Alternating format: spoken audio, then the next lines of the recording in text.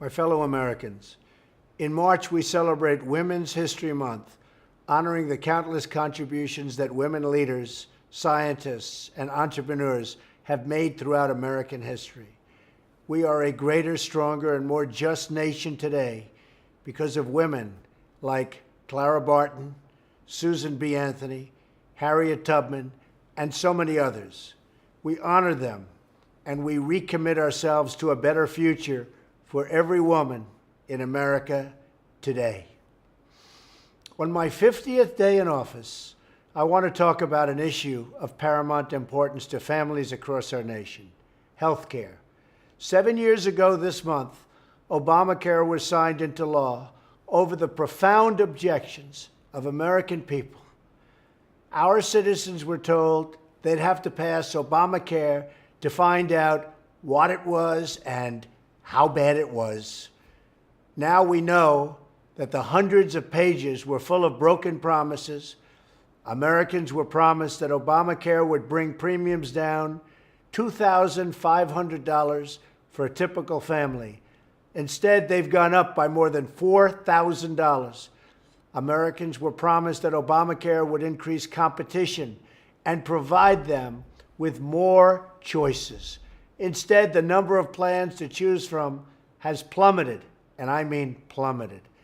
This year, Americans in nearly 1/3 of all counties have only one insurer to choose from on the exchanges, or in effect, no real choice at all.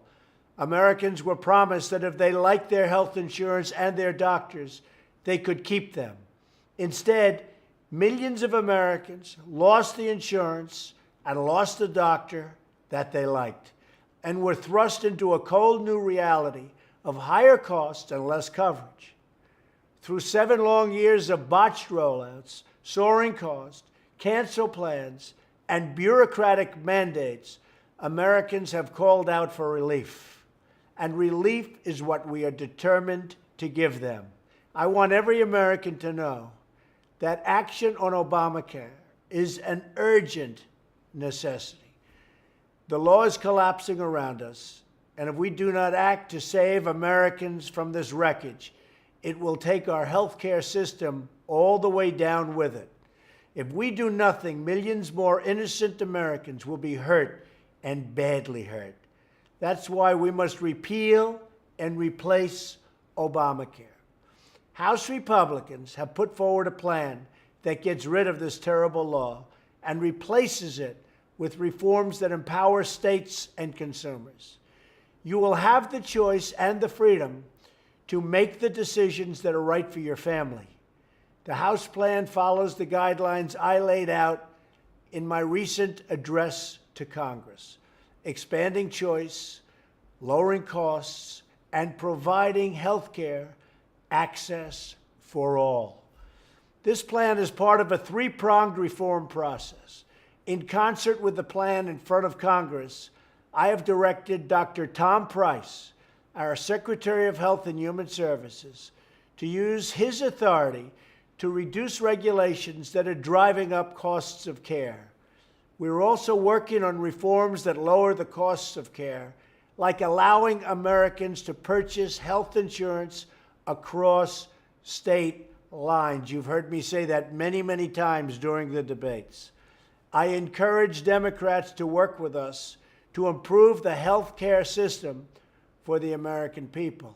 Also, we will be driving down the costs.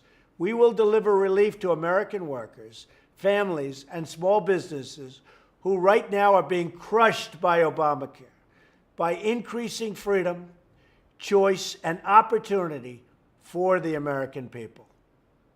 Thank you very much.